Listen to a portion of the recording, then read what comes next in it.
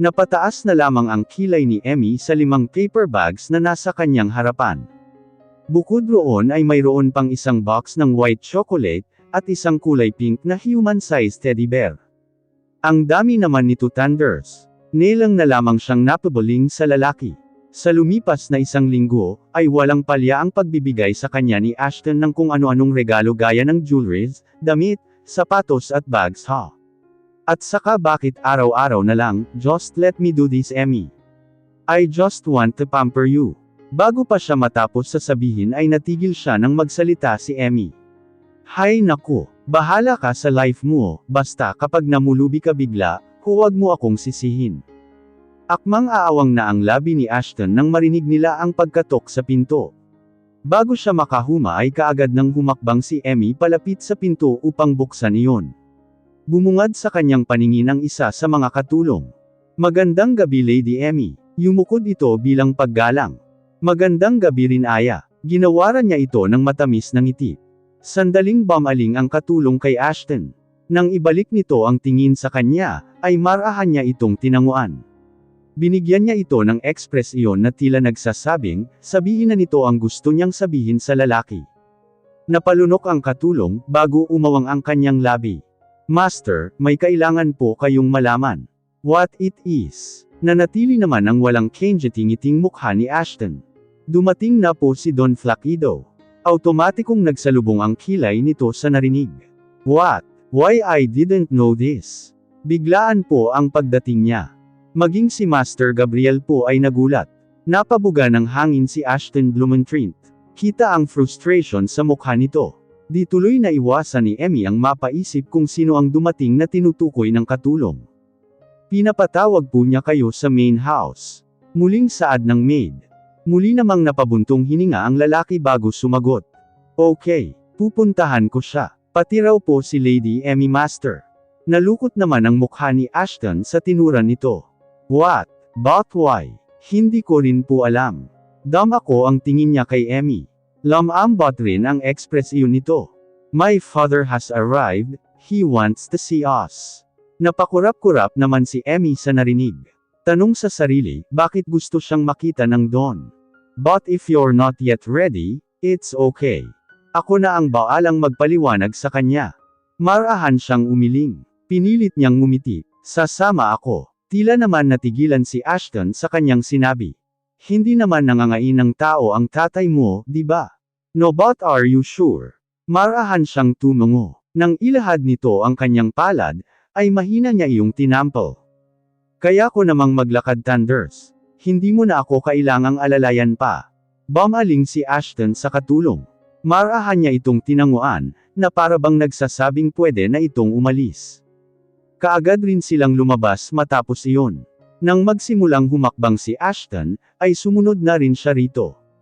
Kumabog ng malakas ang dibdib ni Emmy, nang pumasok sila sa malaking pintuan. Kadugtong iyon ng House of Gabriel at House of Blumentritt pero may sariling main door. Nangingibabaw sa loob ang kulay wood brown at cream. Mukha ring mamahalin ang mga furniture sa loob na gawa pa sa Nara. May mga display cabinet sa loob na may lamang figurines, at iba pang antique collections. Ibang-iba ang ambience nito kumpara sa dalawang bahay na napasok na niya. Papa, natigil siya sa paggala ng paningin. Automatikong sinundan niya ang tingin ni Ashton na nasa kanyang harapan. Halos isang dipa ang layo nito sa kanya. Tumambad sa kanya ang lalaking may katandaan na. Puti na ang buhok nito at kulubot na ang balat. Gayunpaman ay makikita pa rin ang kakisigan nitong taglay. Sa unang tingin, ay mahihinuhang sa kanya naman ni Ashton ang kulay ng kanyang mata, at tanggos ng kanyang ilong. Walang emosyon nitong tinawid ang distansya nila ng kanyang anak. Ika-ika ito at may gamit na tungkod. Kasabay ng paglapit niya, ay ang unti-unting pagguhit ng galit sa kanyang mga mata. Nang tuluyan itong makalapit, ay lumagapak sa pisngi ni Ashton ang isang malakas na sampal. Napasinghap na lamang si Emmy sa nakita. You disappointed me Blumentritt. Umalangaw-ngaw ang galit nitong tinig sa loob ng malawak na sala. Yumukod naman si Ashton, tila isang basang sisiw. I'm sorry Papa. Hindi mo ba inisip ang ginawa mo? Idinuro nito ang dibdib ni Ashton, gamit ang kanyang tungkod. Bumuntis ka ng babaeng hindi mo asawa. Nasaan ang bayag mo? Tarantado ka. Ipinalo nito ang tungkod sa braso ni Ashton. Galit na galit ito at kulang na lamang ay umusok ang ilong nito. Ashton, kusang lumapit ang mga paa ng dalaga, nang muling ihampas ang matanda ang hawak. I want you to fix it immediately. Walang bastardo sa pamilya natin. You have to marry the mother of your children as soon as possible. But Papa, no buts Blumentritt. Pinanlisikan niya ito ng mata. Susundin mo ang gusto ko dahil iyon ang tama. Let me speak Papa. Emmy needs time ta. Humawak siya sa braso ni Ashton, dahilan upang mapatigil ito sa pagsasalita. Moalang-galang na po sir. Mahina hong niyang saad, dahilan para mapatitig sa kanya ang matanda. Sure po ba kayong approved ako sa inyo? Baka po kasi di nyo knows, galing po ako sa mahirap na pamilya. Itinaas nito ang kanyang palad na tila nagsasabing tumigil siya sa pagsasalita. I know a lot about you young lady. Wala pa rin siyang ngiti, ngunit mas mahinahon na ang tinig nito kumpara kanina. Lahat ng naging manugang ko ay kinilatis kong mabuti. And of course, you are not an exception. Tila nanuyo naman ang lalamunan ni Emmy sa sinabi nito. We will visit your family to formally ask for your hand, and talk about the coming wedding. Papa, natigil si Ashton sa kanyang akmang pagtutol, nang bumaling sa kanya si Don Flaquido.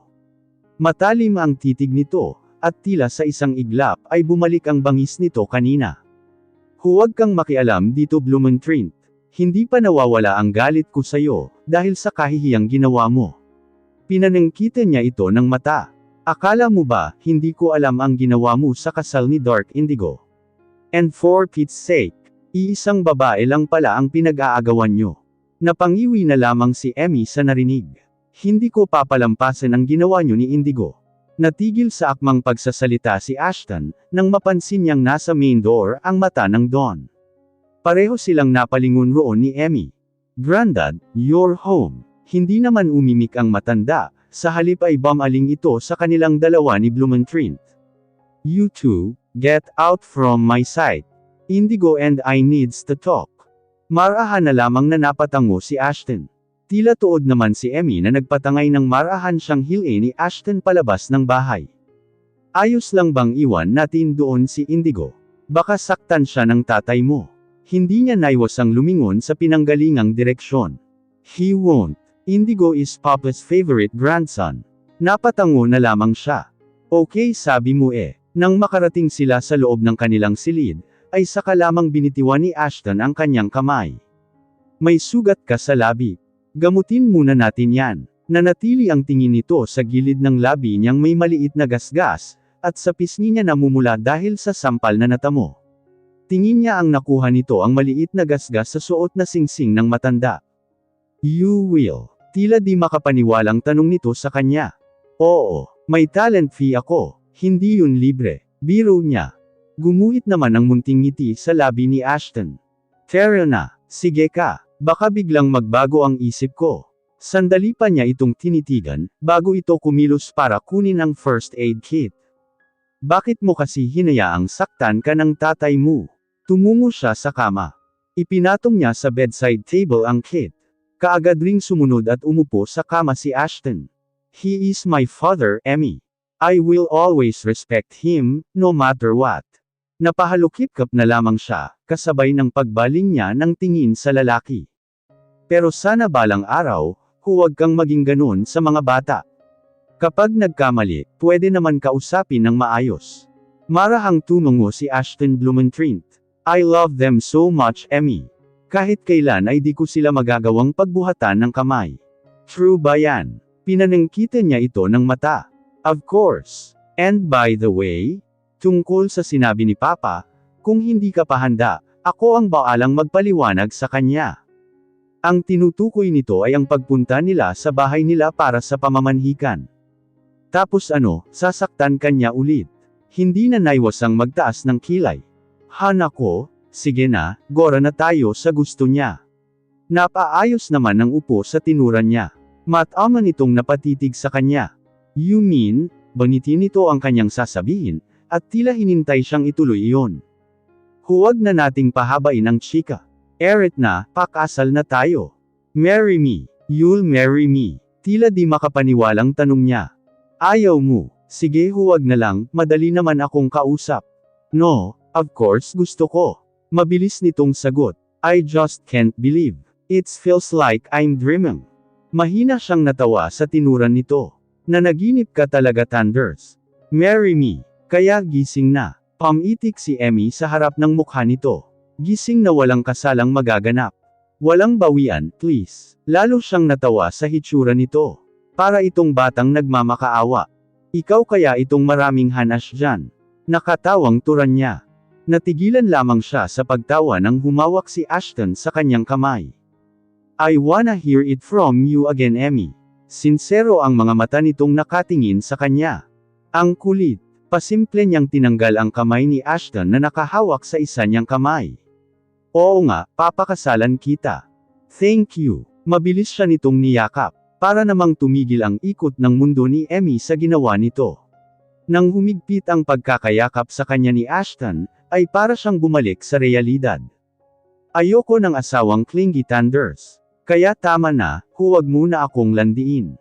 Tinapik nito ang balikat ni Ashton, para iparating na tanggalin nito ang pagkakayakap sa kanya. Agad naman tumalima ang lalaki. Thank you so much Emmy. Nakaguhit sa labi nito ang isang ngiti, ngiting abot sa mata. Kita ang ningning sa mga mata nito.